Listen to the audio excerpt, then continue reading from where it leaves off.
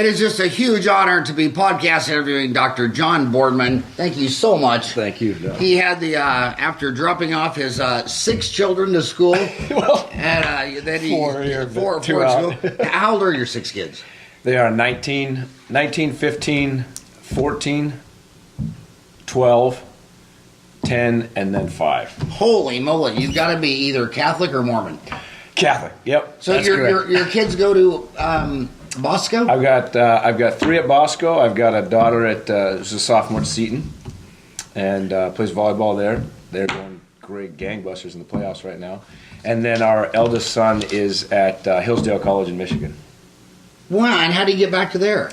He graduated from Seton, and he was looking at he wanted to go to California. We have relatives in California, and he wanted to look at the California schools, and so he put out his letters of acceptance there and got accepted at Pepperdine and Chapman and ASU and Barrett's and all this. And he said, this is I don't want to go in state if I don't have to. And I said, well, consider those schools. You're going to come out with some coin in debt with that one because I got 6 kids.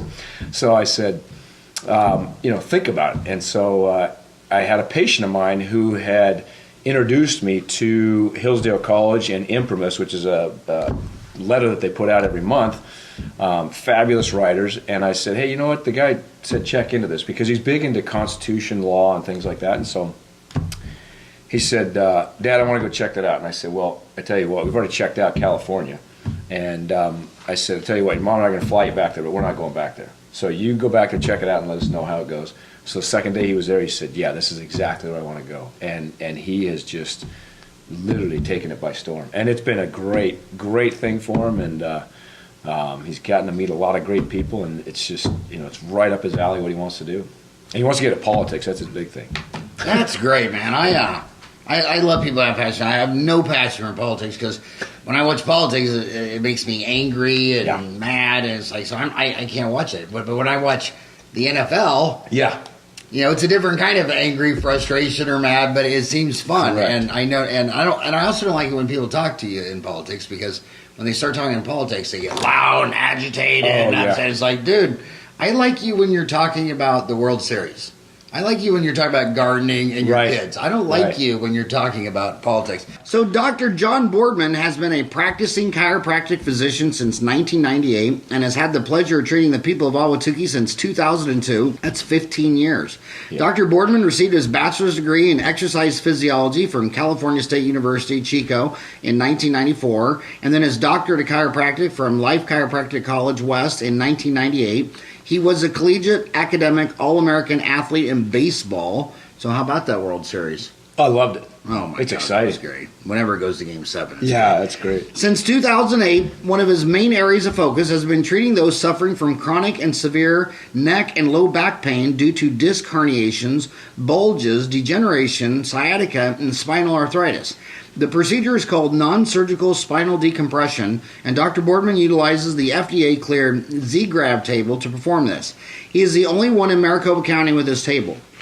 His patients have enjoyed a very high success rate, avoided surgery, and returned to their active lifestyles. When not in the office, Dr. Boardman can be found coaching club soccer, refereeing U.S. club soccer, fishing, hunting, hiking, enjoying time with his 6 kids and his wife. He's a very avid outdoorsman and loves getting out into the wild. And I have to tell you, in my 30 years here in Ahwatukee, I could name you 25 patients that became opioid addicts treating lower back pain with narcotics. And some of these were all great people. I mean, you don't think of an opioid addict as an outstanding citizen in the community. With no intent to do so. But no intent to do so. But they couldn't go to work with their pain, so Doc gives them Vicodin. And then eventually that turns into Percocet, and that turns into Oxycontin. What do you think of this opioid epidemic? So it is. It's a major problem these days, and from a number of standpoints, as a society, we're over-medicated. I mean, you just can't watch TV without seeing all these different medications that you need to take. And there is a time and place for it. But because the epidemic has evolved because everybody wants the quick fix, the pill, the potion, or lotion that's going to take care of it right away. Pill, potion, or lotion. Yeah. You should be a rapper. Negative. But anyway, so to that end, they're looking for some kind of quick relief. And statistically, there's some studies that came out of California for the workers' comp arena, which is, they're notorious for, it's give them some kind of Advil, ibuprofen, something right off the bat, and then you work your way up on the pain medication scale.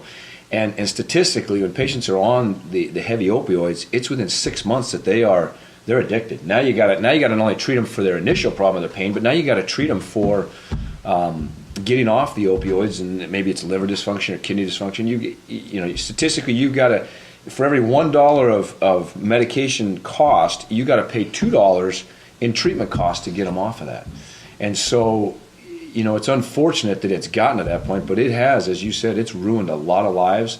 And I've had patients that have had to go into treatment centers that said, I was on it, and I could not get myself off it, because if I did, then I was, feeling that pain again, and God bless them, they got back to where they could be without it. I've seen a seismic shift in the baby boomers. I was born in '62. I'm 55, versus the millennials.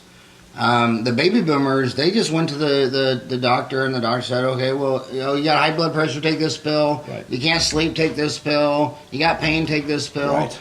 And the millennials are looking at this deal saying, I don't even trust the U.S. healthcare system. I mean, you go in there, the doctor's in there in 10 minutes, writes you 4 prescriptions. Right. And you're like... for each symptom. Yeah, and I think a lot of the millennials are saying, I'm going to do a Google search on this. I'm going to start reading Google. And it's funny when you tell a baby boomer, and follows your Catholic, the Ten Commandments. Look at the Ten Commandments. The first 3... obey authority, God, one God. Yourself, yep. The fourth one, authority again, honor your parents. Mm-hmm. The millennials are like, I don't know if I'm into this blind authority to mom and dad. What if your dad beat you and was a creep? What if, and just because he's a doctor, we were talking to an investment counselor, and he said the most corruption is inside a church, because this guy that's giving you an investment advice, you're like, well, he goes to the same church as me. Right, sure. I mean, obviously he's not lying, cheating, or stealing. And then we had an attorney in here saying, these are fraudulent deals because you went in with blind trust. Right. The millennials aren't trusting anymore. You tell a millennial they got high blood pressure, they're going to try to get rid of it naturally. You tell them they got high cholesterol. So yes. Do you see the trend from the baby boomers to the millennials having different attitudes and cultures about trust? Yes, I do. And one of the things I see within that generation is a lot more questioning. And as a result, it's interesting, as a result of the younger millennials questioning, now I have their parents and the older generations feeding off of that and going in with a lot more questions. And that's one of the things I advise my patients. When you've got a situation, you're going to go see your doctor, go in there with a list of questions. Because if you have, say, a list of 5 questions on there, that guy's not going to leave the room until he sees you're done with that. Now, if you don't go in there with it, you might forget something. And as soon as you've got that 5-10 second pause, boom, great. All right, I'll see you in 2 weeks or whatever it may be, and then here's your script. So there's a lot more questioning going on. And I don't think, thank God, I don't think the millennials are buying into the pill, potion, lotion theory, that you see on TV. Take this for this, take this for that, and what have you. But I do see, because talking to my son, who's 19, I talk to him, and he says, yeah, I see that. And then you realize, Dad, that you're taking it for maybe the blood pressure, but then it says, nausea, diarrhea, vomiting, and everything else, and you could die, right? He says, now, wait a minute now. If that's the case, here's the offset. There's a possibility of this or a possibility of that, and there's got to be a different way. So they are looking to Google, and they're looking to other avenues to say, hey, what else can I do to help myself, as opposed to what is somebody else going to do for me? Well, if you watch an hour of TV, all the first half hour are all these prescription pills. Yeah. And then the second half hour is all these class action lawsuits against all the harm and damage and death that the first half of the commercials caused you. Right. And what does it make you? I mean, it's frightening when America is 5% of the world's population. Only 1 out of 20 people are in America. Right. And they take half the prescription pills on Earth. What does that make you think? Yeah, well, going back to my original point, it's an over-medicated society, and that has been gradually more and more groomed by, for lack of a better word, big pharma. That's multi-billion-dollar business, and so if you can, quote unquote, have better living through pharmacy, that's the whole presentation of it.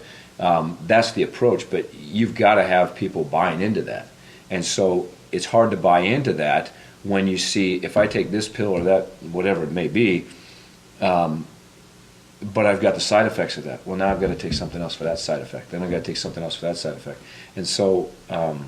And do you think it's not covered? Because when you look at news on television, Sure. they cover 30,000 Americans killed on the streets and highways, in automobile accidents. Another 30,000 killed each year on accidents, falling down, working on roofs. Right. Another 30,000 suicide, and then we have this new 30,000 opioid epidemics. But you notice they never talk about the 200,000 Americans killed each year in the hospital. Right, healthcare iatrogenic situation. causes. No, you're absolutely because right. every advertiser is selling those pills. Right. And it's the story that's never covered. Right. And Do you think there's a connection between the big pharma advertising and that story's never mentioned? Well, there is. There is because, if you go back and you intertwine politics into it, you just follow the money. The big money is coming from big pharma. Big pharma is going to the senators, representatives, and what have you. And so they can get some degree of laws passed that kind of shield them to a degree. But that almighty dollar talks a long ways. So you're right. You and I, as being physicians, if you or I had killed, if chiropractors killed 180,000 people a year, that profession would not exist. Nor would it in dentistry. It just would not. And so, yet you say, okay, there's 200,000, 200,000 die every year. Is that what you hear about 180? It is. Well, that was the last statistic. You may have seen it as the last I saw was 186. But 186 killed how? How would you define they were killed? Well, iatrogenic causes. So it could be straight out doctor error. It could be prescription medication. It could be a hospital error. It could be adverse effect to a medication. So iatrogenic defined means doctor-induced or doctor-related, doctor-caused. So there's some doctor input to it. Now, of course, the doctor prescribing medication has no intent to obviously injure the patient, but those things happen. But again, if you were to do a procedure that yielded 20,000 deaths a year, it wouldn't be in practice. It just wouldn't happen. Oh, they're thinking about taking away the rights. If you go in a hospital, an anesthesiologist has to do the anesthesia while the surgeon does surgery. Yes. But in dentistry, we still, the oral surgeons, and they still do it. Now, our oral surgeon in Ahwatukee, Greg Edmonds, is your buddy. Right. He actually was way ahead of his time, and he got in a board-certified anesthesiologist. Brought him in, yes. 10 years ago. But they're thinking about taking the rights away for oral surgeons, periodontist dentists to do the IV and do the procedure. To do the anesthesia themselves? Yeah, you can't. So they're making them farm it out. Well, they know it's safer when an anesthesiologist does the anesthesia and the surgeon does the surgery. Right. And the UK and the United States are looking at this data about how when an anesthesiologist puts you under, maybe only 1 in a million die.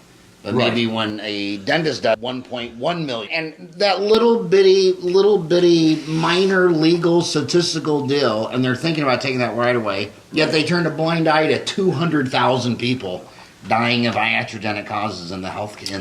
Was that just the hospital system, or was that? No, that was across the board. That's all medicine. Yep. And I always think that, why would CNN and Fox News cover that story if every third commercial is big pharma? Yeah, it won't be. You may see it every once in a while. Like I've seen it maybe once every 2 or 3 years. Something comes out about that, and then that's it.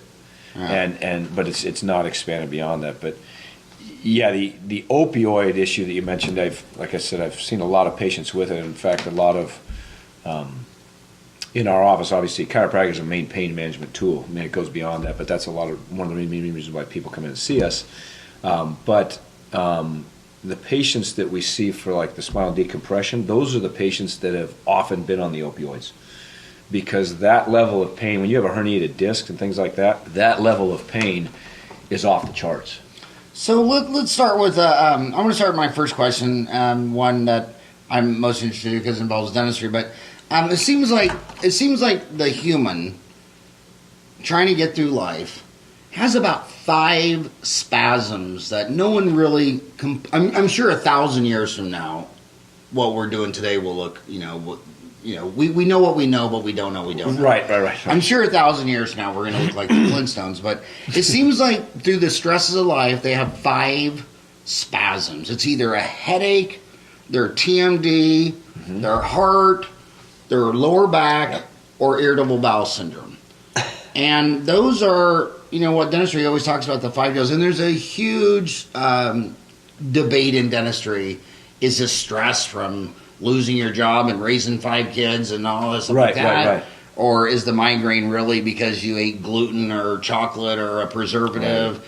Lower back pain, is that really a structural area, or is that just you hate your boss and your marriage is failed? Yeah, so address those 5 spasms: headache, heart, lower back, TMJ, irritable bowel, and how much of it is. I mean, you're raising 6 kids, so you're probably addicted to Valium and Ativan, and we're drinking whiskey on the way over here. How much of all of this lower back pain is stress versus something physical? I think a lot of the psychosocial aspect of back pain is definitely there. I think that is psychosocial aspect, meaning there's stress involved, which has a psychological impact. So you believe it's definitely there? No, well, that's a small part of it, yeah. But I believe, but it is part of it. Yes, but I believe the physiology, the physiological entity that takes place where somebody does have a slip and fall, they twist their back, or they've been sitting at a desk, or a bus driver, a truck driver, and it's constantly it's compressing on the low back, things like that. Those are things that lead to disc degeneration and low back pain and things like that. So there's a true physical reason as to why they would have the physical back pain. But we know from research that if you have back pain, say chronic back pain, for greater than 6 months, there's a neurochemical change that takes place in the brain. And then that leads to patients' thoughts such as, this stinks because I've had this forever. Now I've had this, I can't go on my walks, I can't go out to dinner with my husband, I can't sit and watch a movie for 2 or 3 hours because the back pain is so bad. And then the next question is, how long am I going to have this for? And then after another month, it's like, okay, I might have this forever. And then this is what my life is going to look like from now on. And I'm only 45 or 50 years old. And so that then triggers like serotonin and things like that, the neurotransmitters in the brain, and then the patient ends up in a depressive state. So in lies the psychosocial or the psychological impact now of that. And then that psychological change that takes place, secondary to the neurotransmitters being changed, reinforces this pain and this woe is me and this whole, life stinks because I'm in this realm. So, there is definitely a psychological component to the back pain. I think once you, and I address it in my office, but once you address the physical realm of it, and then you show the patient, okay, now you're getting out of pain. Now you can go and do all these activities, which I encourage all my patients to do, is get more active once you're out of pain, rather than, okay, I'm out of pain, now I'm going to sit still and not do anything. Once they get out and do that, okay, what happens when you start exercising? You release endorphins, you release neurotransmitters, serotonin, all this stuff, and now you feel good. And so now the psychological impact is now mitigated as well. As as the patient gets better and heals up to that. So where is your office exactly? Elliott and 51st, just north on 51st Street. Right.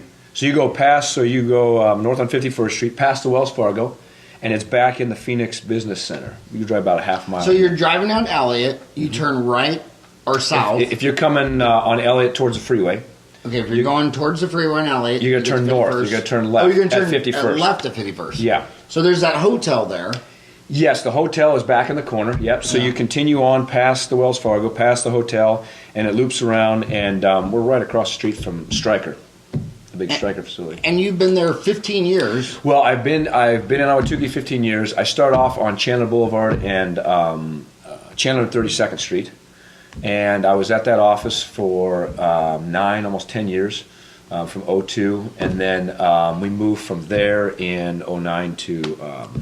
So you stayed in Ahwatukee. Yeah, stayed in Ahwatukee. But just you moved pretty sides. far. I mean, that's 5 miles. It was a big decision because I had known like Dr. Edmonds, and I had known a number of other doctors in the area. Dr. Spiker.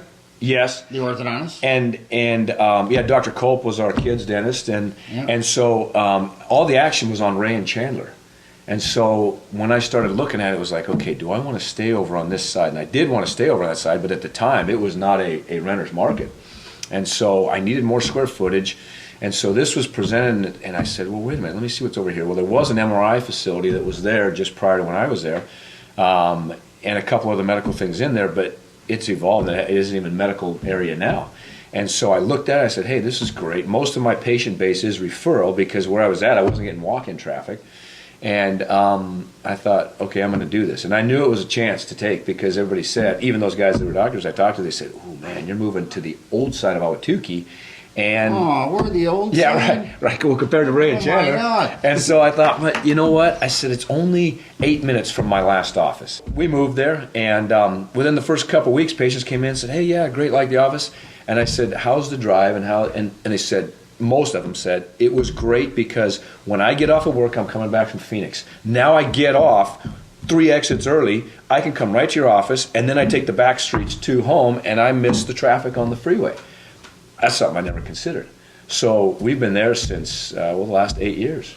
So you've grown since the big move. It was a Yes. It was a good decision. Oh, yeah. Yeah, it was a So great your decision. website is AhwatukeeChiropractic.com. Correct. And azspinalaid.com. azspinalaid.com. And the azspinalaid.com Is that just defaults back to Ahwatukee Chiropractor. It does. So the azspinalaid.com is reflective of our the spinal decompression practice. So in our office, we've got basically 2 types of patients. One is the patient that comes in for chiropractic and rehabilitation and massage therapy treatment. And then the other patients they're beyond chiropractic care. So those are the ones that have been through either chiropractic, physical therapy, typically on the medications, but those are the ones with the disc herniations, the sciatica, the shooting pain or numbness going down the arms and hands. And so they're beyond chiropractic care, and those are the ones that are spinal decompression patients. So AZ SpinalAid is the spinal decompression portion of our website.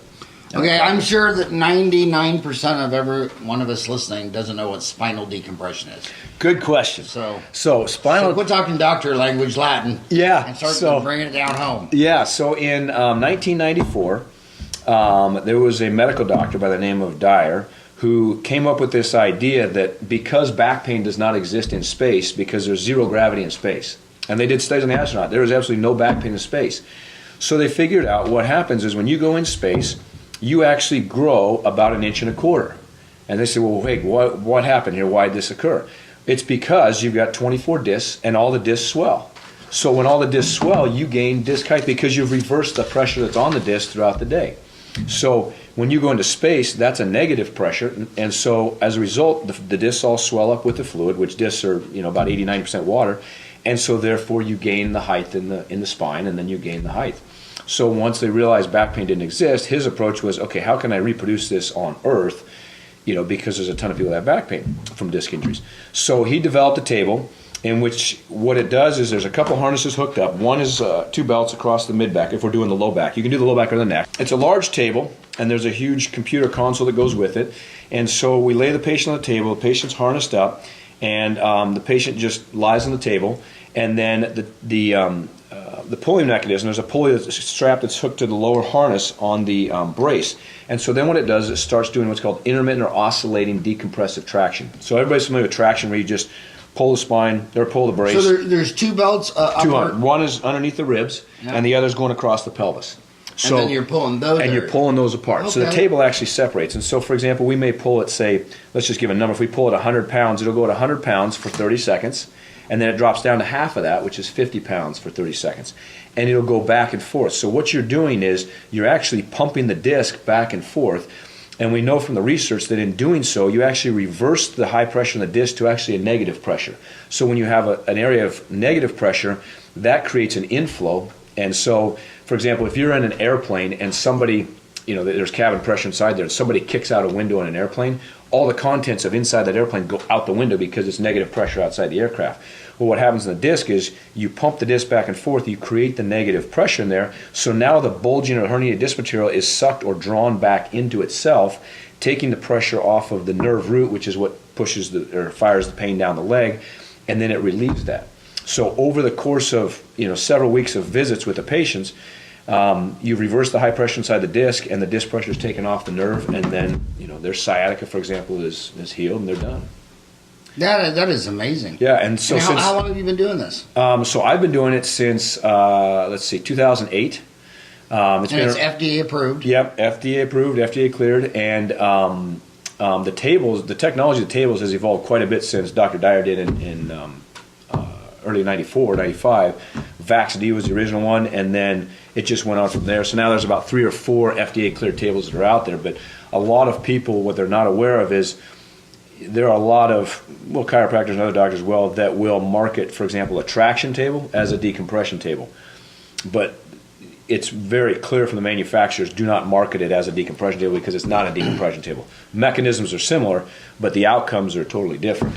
And so that's where decompression is separated from just traction. And what is a treatment? Is it one time? Is it twice a No, week? so treatments usually will go anywhere between, say, 25 to 30 sessions.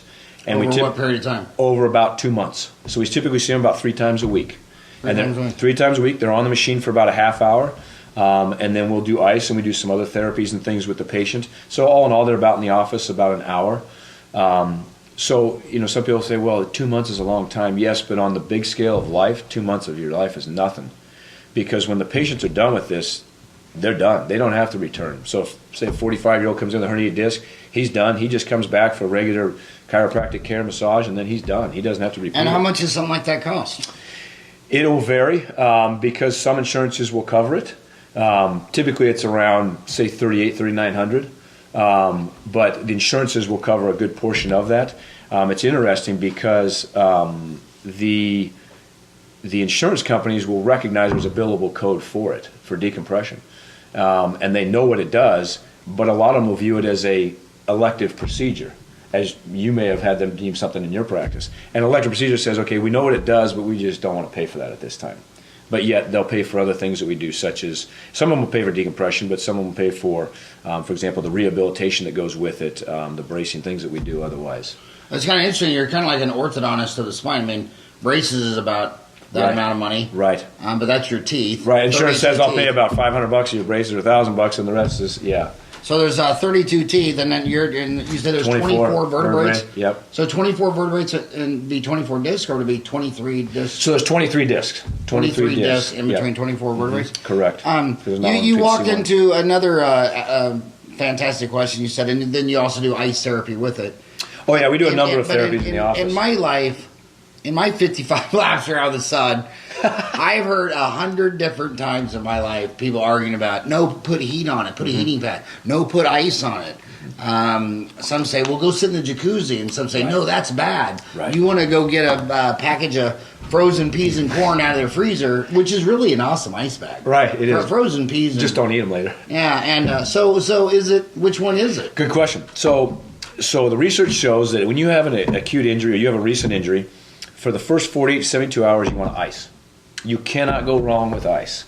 However, so what ice does is ice is an analgesic. It blocks the sensation of pain, it numbs the area, and it constricts the blood vessels. So when you are injured, you have inflammation that's being pumped into that area. Well, if you constrict the tunnel, the artery in the vein where inflammation is being pumped in there, then you restrict the amount of inflammation to the area. So that's why we put ice on. Because it's restricting the chemicals coming in, like yes, like what is it, prostaglandins? Prostaglandins, E2s, yeah. All the inflammatory products or chemicals are being pumped in there. But if I can decrease the diameter of the opening that's going in there, then that's what ice does. So you ice it for 20 minutes.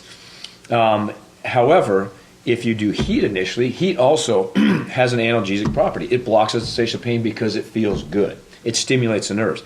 But heat will dilate the blood vessels. So it's dilating the blood vessels, so more of the inflammatory chemicals are being pumped in there. You don't know it right away because you're feeling like, oh, this heat feels good. Then later that night, the next day, you wake up and you go, oh my gosh, what happened? Now I'm stiff. Now the pain is worse. Now I have less mobility and I can't move. And so that's why I tell patients, always ice. If you're ever questioning, you go with ice first, and then after that 48, 72 hours and things start feeling better, then you can either alternate ice and heat, or you can go straight to heat. The only time that you go straight to heat instead of ice is when you have an isolated muscle spasm. So the question then is, what's the muscle spasm from? Is it just like I was walking, all of a sudden it just like, and it tightened up on me? Or is it because I slipped and fell 20 minutes earlier and now I got a spasm? So if there's a question, you always go back to ice. But if it was just, for example, a muscle spasm, you put heat on there and then it's going to increase the blood supply and then it'll relax the muscle. Everybody knows ourselves, but what are you seeing in Ahwatukee? I mean, like what are you, if you go to McDonald's, it's a hamburger, fry, and a Coke. Well, what you go to a dentist, it's a filling, crown, cleaning. What are your top 5 things? What are the top 5 reasons people in Ahwatukee are going to your office? Top 5 reasons. One would be low back pain. Second is neck pain.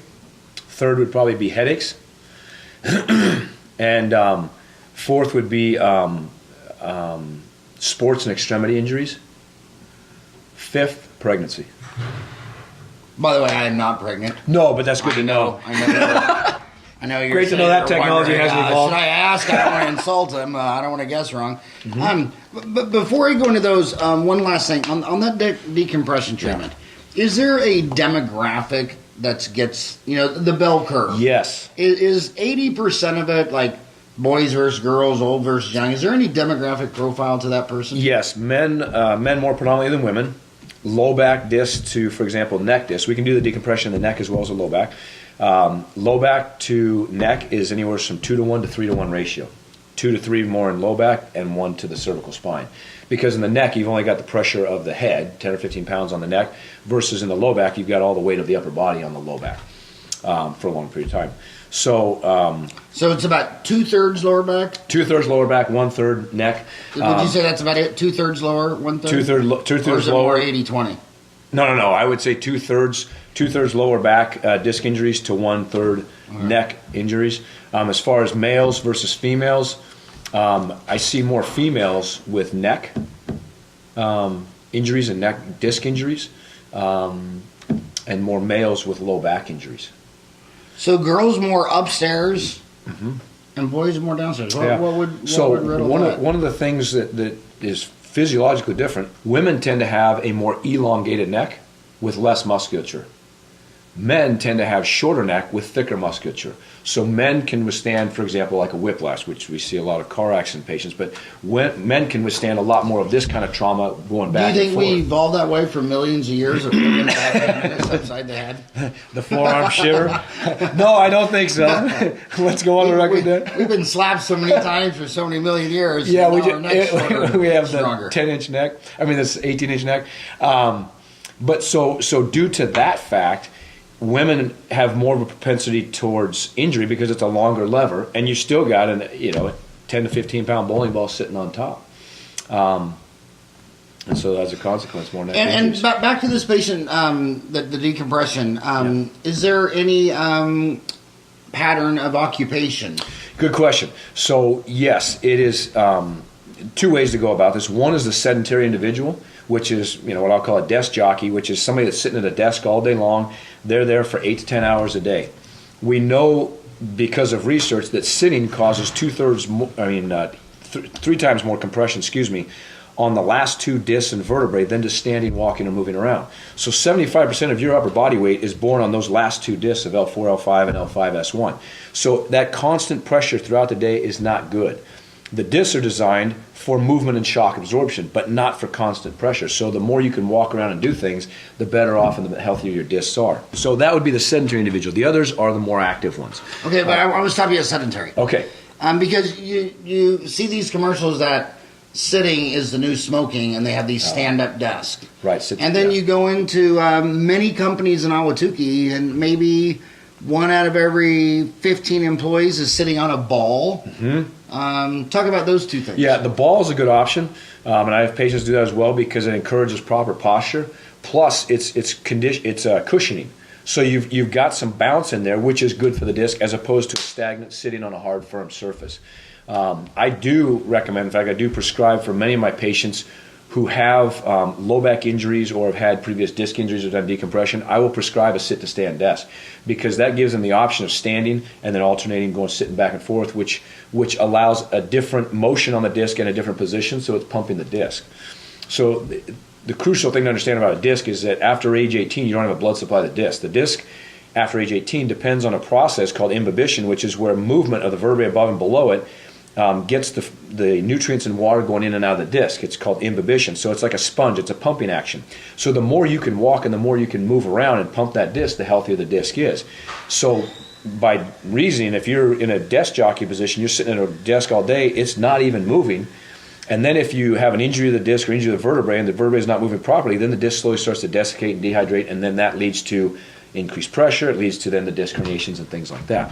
So then as far as the active individuals, I see a lot of hospital care workers with it, medical assistants, nurses particularly, because that's the number one injury. Low back pain is the number one injury in nurses, and is the number one workers' comp reason why they are out of work. And then I'll see quite a few construction workers and why nurses? What are they doing? lifting, transferring people in bed, You know, helping patients. I've had 10 patients in the last 30 years. Most of them tend to be little girls. I mean, in Yes, height-wise. right, petite, yeah. 5'2", 5'3", maybe Hispanic or Filipino, work in a nursing home, and then they have some 240-pound grandpa fall down, And they got to pick them up. and they said they got to get every nurse, every CPN, every LPN, Yeah, right. everyone on that wing, because if they can't get them to bed, they have to call the fire department. Right. And the fire department says, look, we're not going to come here every night and do your job. You know, hire some Mountain Point high school football player to come work third Right. shift. Right. But yeah, so that's Yeah, and it's interesting because in that realm now they're coming from the medical aspect, right? So they're privy to a whole lot of different doctors there and different opinions and whatnot. And ironically, most of them will go pain relievers, muscle relaxers, anti-inflammatories, and then when that gets to a certain point, that doesn't work. Then they're on the opioids, unfortunately. And if many of them have good, solid background, they say, wait a minute, I don't want to go this way. Then they start looking around. So spinal decompression is one of those things where a lot of people have not heard about it or not known about it. And so they start doing, their research on it. And for sure, for example, your orthopedic surgeon, most of them are not going to tell you, hey, go do spinal decompression, because that's essentially a business that's going to go away from them. But the other aspect that I see as far as patients is athletes. And the youngest we can treat is 16 for the procedure, but I see it in athletes. The youngest one I've treated was about 18 years old, football player. The other ones are former high school and collegiate athletes that come in their 30s and 40s, wrecked. I mean, they look like somebody that would be, hobbling around in their 70s, and they've got a spine of a 70-year-old at 30 or 40, and it's I call it, you pay for the sins of the past. let's talk about that for a second, because one of the very biggest questions that I'm hearing in parents talking about their children is, and I don't want to drop any names, but that there are professional ex-NFL players that live in Ahwatukee Foothills that won't let their kids play football. Yes. And I know so as well. there's a big concussion deal. But what's kind of bizarre about that is the number one sport on earth is what you coach, soccer, because soccer will always be number one because it's the lowest cost sport. You just need a ball. Right. When I was lecturing at Dennis in Brazil, they would all those kids were playing in shorts, and the number of their most famous idol, whatever, they would draw the number on their back. So all they need is a ball. They're barefoot. Right. They got number 19 drawn on their back. But think how crazy it is. They're pounding the ball with their frontal cortex, and then they're not allowed to use the hand. How does society think a hand is more valuable than a head? And then you go to boxing. We're going to wrap up the hands to protect the hand. Make more padded, sure. And then just beat your head in. I mean, shouldn't you pad up the head and not pad up your hands? Right. Because if you ask a man to go punch a brick wall as hard as he can, he wouldn't do it. Right. But you put a 16-ounce glove on, he'll pound it. So how do you rationalize the big concussion controversy in football, and parents saying, I don't want my kid using his head during soccer. I don't want him hitting his head during football. Yes. And I'd rather he break his finger or toe than his frontal cortex. Right. So in soccer, since I do coach club soccer, there's some big changes that have gone on in U.S. soccer in the last 5 to 10 years, and one of them has been to address that, because the concussion issue has become more in the forefront thanks to football. But soccer occurs as well, and we know that you can get a concussion without even hitting the ball. For example, if a player gets knocked down, they can come back without even striking the ground and still get the coup contra coup injury where the brain slams back and forth. But they have limited heading in soccer to only after the age of 12. So kids under the age of 12 are not allowed to head at all. And if they do head in the game, immediately it's a stop. It's a free kick for the other team.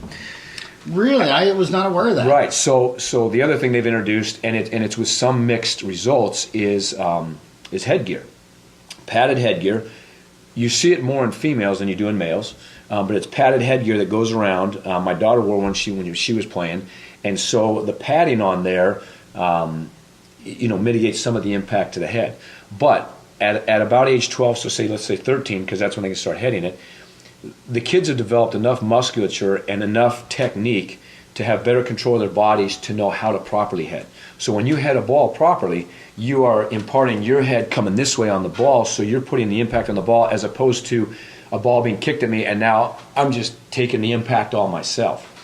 And it's also in the manner in which you head it. If you take it right off of this part, this is the strongest part of the bone in the head, as opposed to if I take it off the top of my head or I get hit on the side, okay, now I'm gonna ring my whole bell. So I tell patients, if you're thinking about it, soccer is actually I would call it one of the safer sports with regards to overall injuries, but you still have to manage the concussion issue with it. And as a coach, I watch my patients. If I watch my players. If I see a player take a hit out there, I will know, as a doctor as well, I will know immediately what I'm looking at. And what the possibilities are. And so I'll go out there and we'll do the concussion protocol tests and what have you, and I'll take them through it. And if I need to take them off, I'll take them off. Fine, you're going to go see your general practitioner or your neurologist, and we're going to go from there and see if you get released back. But we don't question it. We don't mess around with that. And as a referee, it's immediate stop. Do you think these soccer headgears? That's where the verdict's kind of out. Because I'm old enough to remember to see professional hockey being played in Canada without helmets, or mouth guards, or shields. Right. Oh yeah. I remember now that would be illegal. Mm-hmm. Yeah. So there is some research on it that shows that it does decrease and minimize the impact of the ball on there. And to that end, anything you can do to minimize that is great. We know that because of the concussion protocols that are in place these days, I may get this slightly wrong, but if an athlete, a buddy of mine, his son had 2 concussions in high school, his junior and his senior year. He had 2 concussions in 1 year. Yeah, in soccer. One, he ran into the goal post, which you're going down. That's not a question. He had 2 concussions in 1 year. Done. He's finished. He can't play any athletics whatsoever. He is done with athletics. So there is a limit on how many concussions you can have and how many concussions in a year you can have. And then that determines whether or not you're going to be eligible to play or not. So they've taken that very, very seriously. That's amazing. Yeah. Because like if you went to the entire world and said to soccer, you got to quit using your head and you can use your hands. Right. That'd be like changing their religion. It is. Hands is the big limiting factor in soccer. That's why it is the way it is, because you can do so many things as a human with your hands. But now you take that out of the picture, and now you've got to use a whole other set of tools to manage that ball and navigate it down the field. Yeah, it is. That is amazing. Okay, so you talked about lower back, neck, headaches. Headaches. Treat a lot of people with headaches. We know also from all the research and peer-reviewed literature that many of the headaches that people get are considered what's called cervicogenic headaches, which means headaches that originate or are caused by issues in the neck, misalignments of the neck, what we refer to as subluxations, but misalignments in the neck that lead to nerve irritation, that lead to contraction of muscles, that leads to, for example, headaches that start from the back of the head. So many patients will come in and say, yeah, I've got headaches, and I'll say, well, where are the headaches located? And they'll say, well, they start from the back of the head, and then they come up, or they stay in the back of the head, or they'll come all the way up behind my eyes.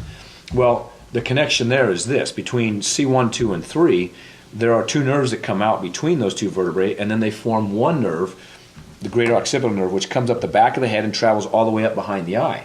So that greater occipital nerve runs through a muscle. So if you've got a vertebrae out of position, causing a muscle to spasm or tighten down, the muscle clamps down on the nerve, and then that starts the pressure of the pain at the back of the head, and then it can refer all the way up.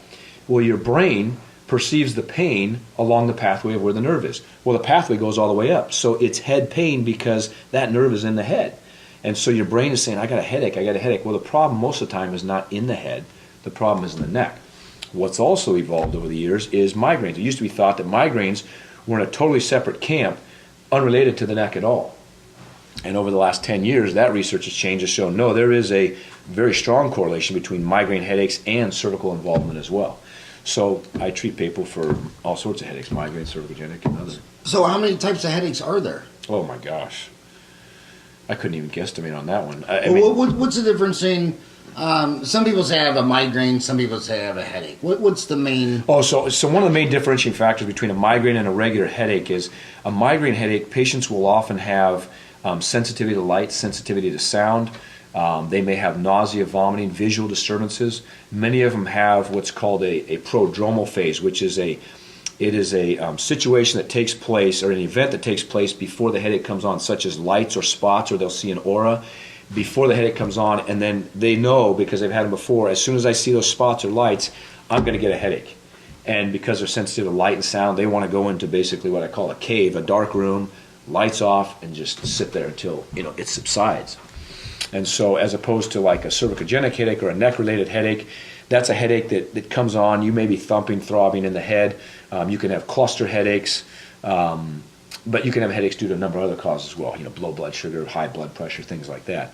But for these physical ones, the symptoms more related to the ones in the neck are more local, like a pain in the back of the head, or pain coming up along the side, things like that. There's a huge difference in correlation and cause effect. Mm-hmm. I mean, I woke up today and the sun came up, but me getting out of bed did not cause the sun to come up. A lot of people think their headaches is because they ate something. Sometimes they'll say, well, whenever I eat gluten or preservative, or chocolate or wine. Mm-hmm. What do you think? Yeah, there are triggers for that. Triggers. Yeah, those are known as triggers, and many of them are related to standard headaches. Predominantly, they're related to migraine headaches, and so that's where the triggers start coming in. As people have they'll have maybe a glass of wine and they're fine the next day, but then on Friday night they have 4 or 5 glasses of wine, and Saturday they wake up with a thumping headache and a migraine, and they the lights come on and it hurts. They've got to wear dark glasses.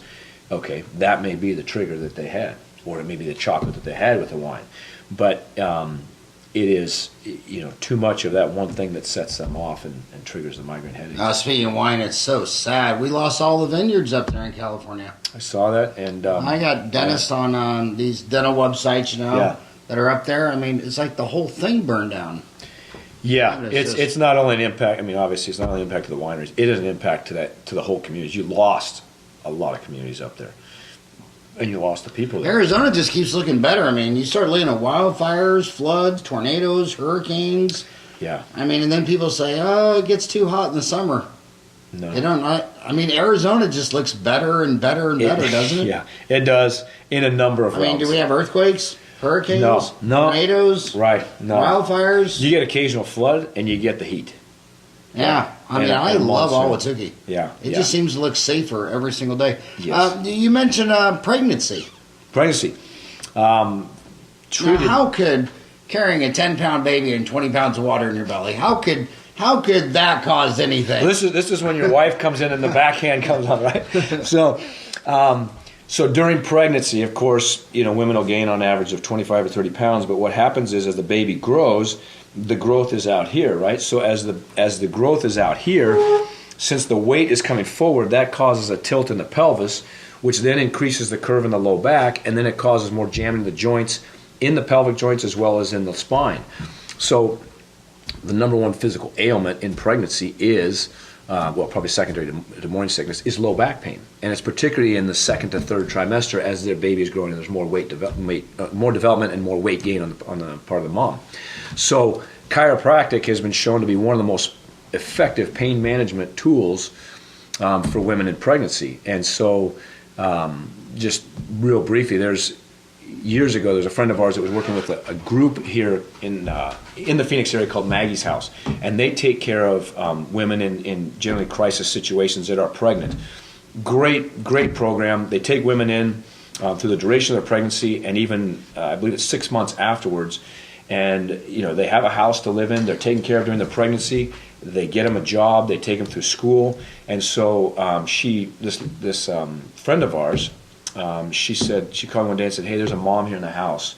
There's a lot of back pain. Can you take care of her?"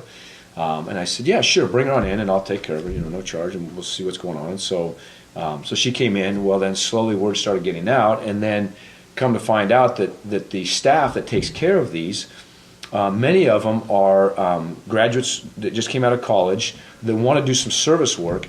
And they're not making much money doing this. Very little money. You couldn't live on what they do. So staff is caring for the moms and holding babies and stuff, so they start having back issues as well. So just as a service to them, and I really enjoy doing it, I take care of the staff and the moms pro bono. There's no charge to them.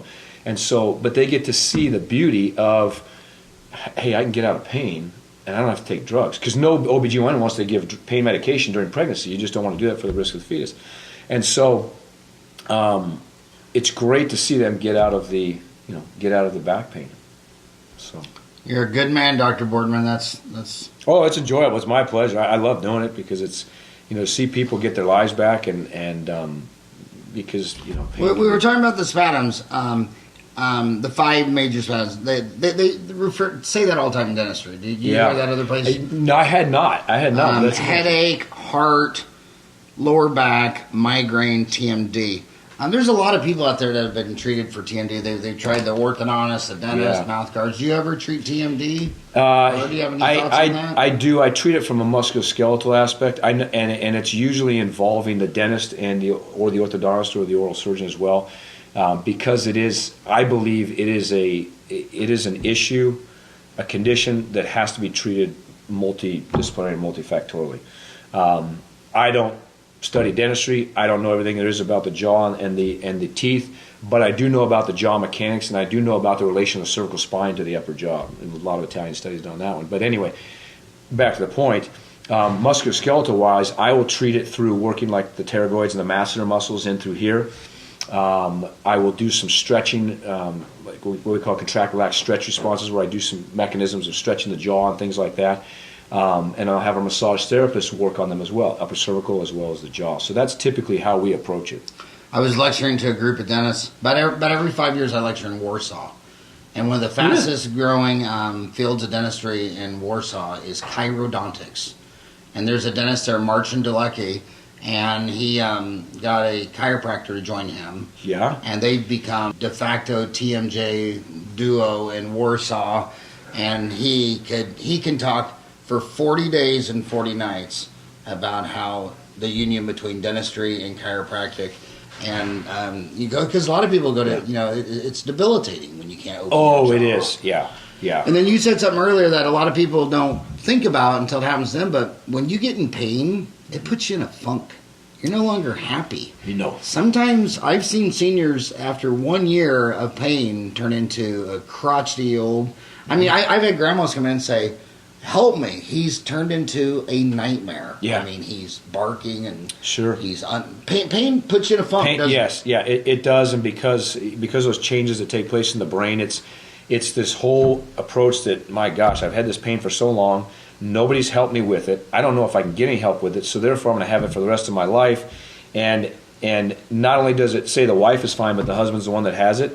Now, the husband becomes crotchety because the wife wants to go out and do these things and the husband can't. And so she feels bad for that, so she'll stay at home. And the husband feels bad because he wants the wife to go out and enjoy things and do things. And then that starts to affect the relationship. They start getting antagonistic, and pain goes just beyond the physical realm. It affects not only the patient. I tell patients, and I see it all the time, it affects the whole family unit. Because I'll ask them, I'll say, hey, how you feeling? Oh, I'm feeling great. How are things at home now? Because you can go out to the movies and you can go jogging and run around now. And they stop and they'll go, I never thought about that, but things are a lot better with my husband because now we just went to a movie the other night. We haven't done that in 3 months.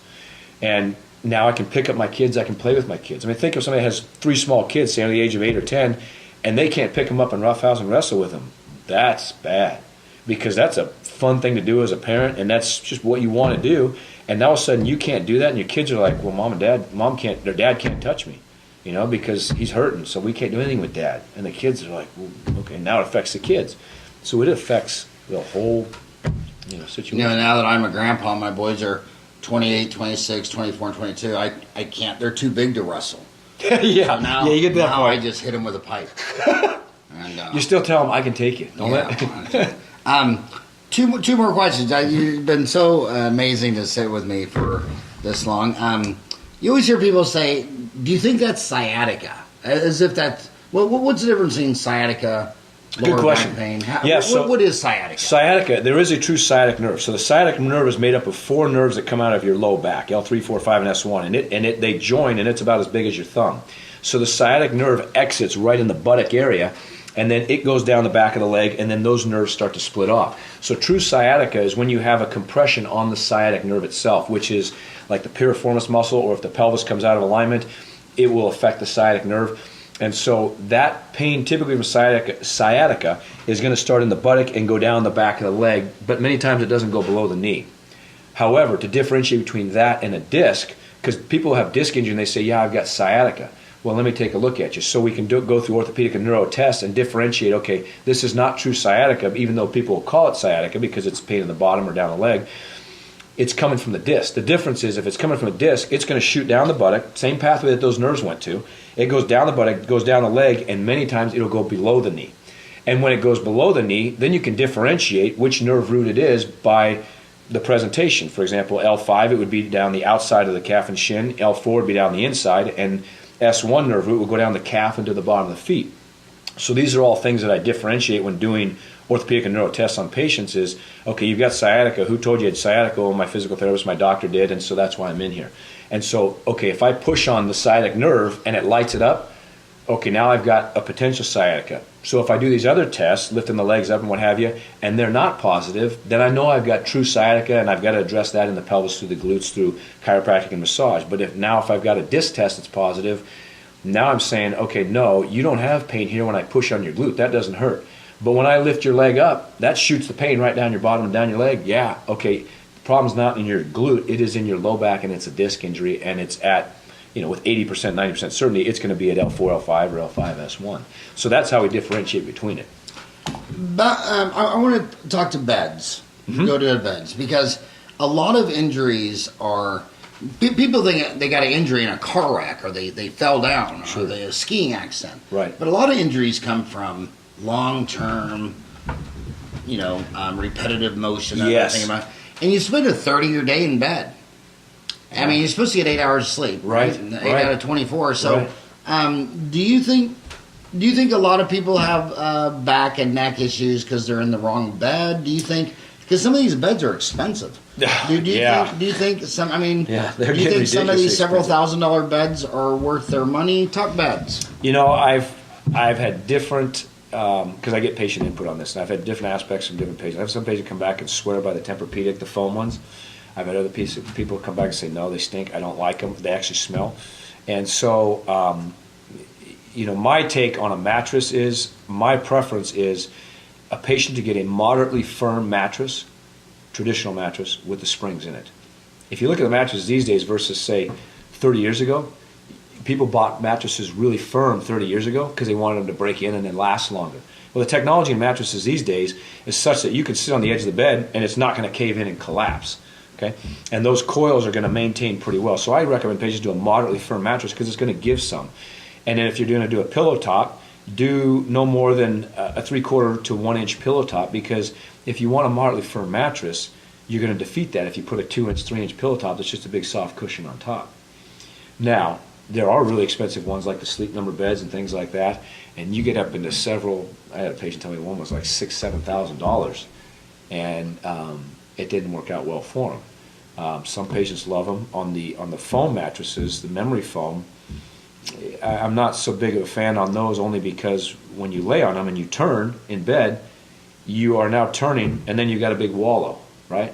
And so it conforms to your weight distribution as opposed to supporting the frame.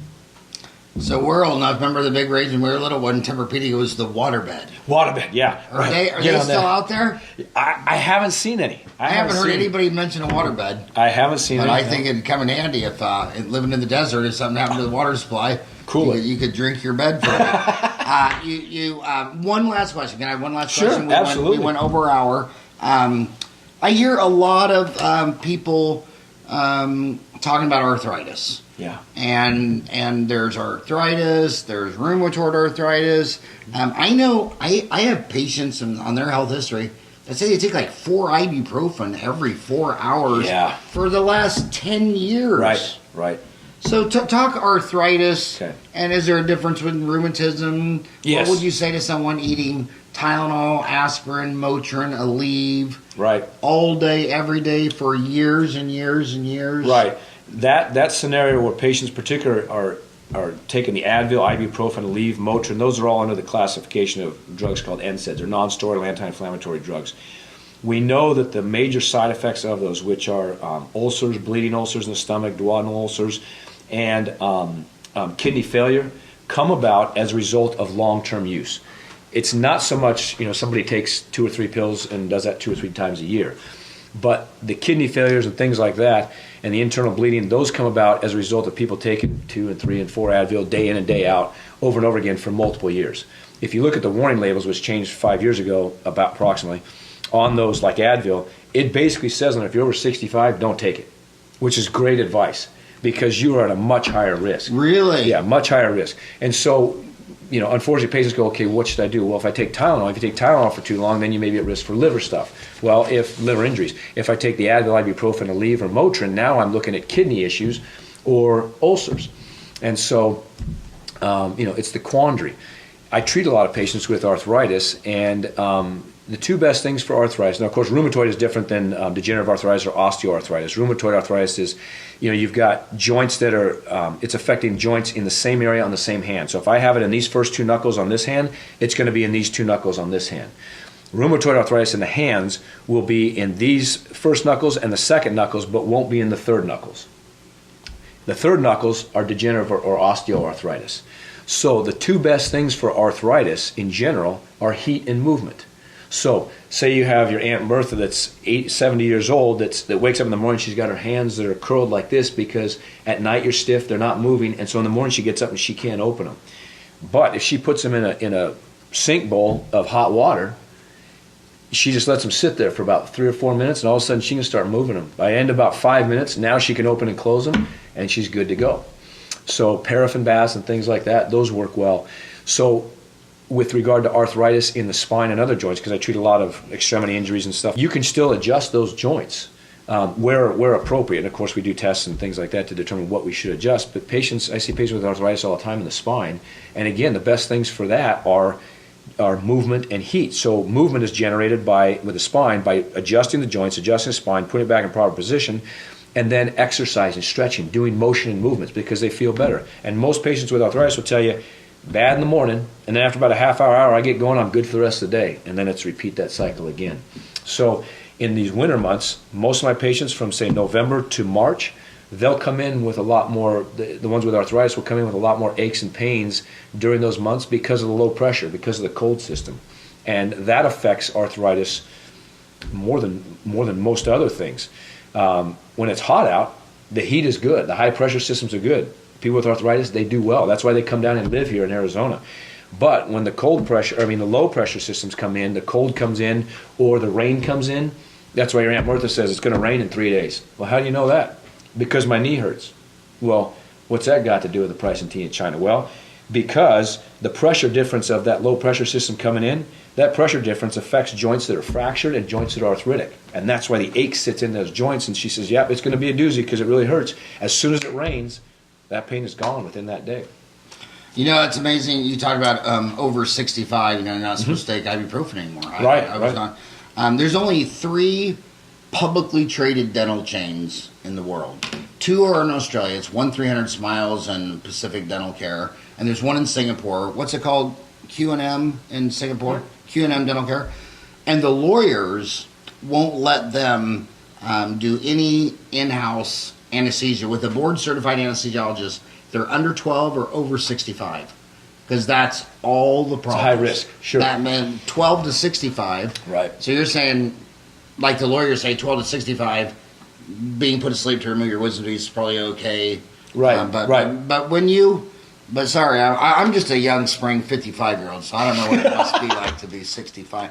But when you start to get 65, you can't think of yourself like you're just some 40-year-old spring chicken when it comes to... No, your mind will think that way. It's just your body won't react quite the same.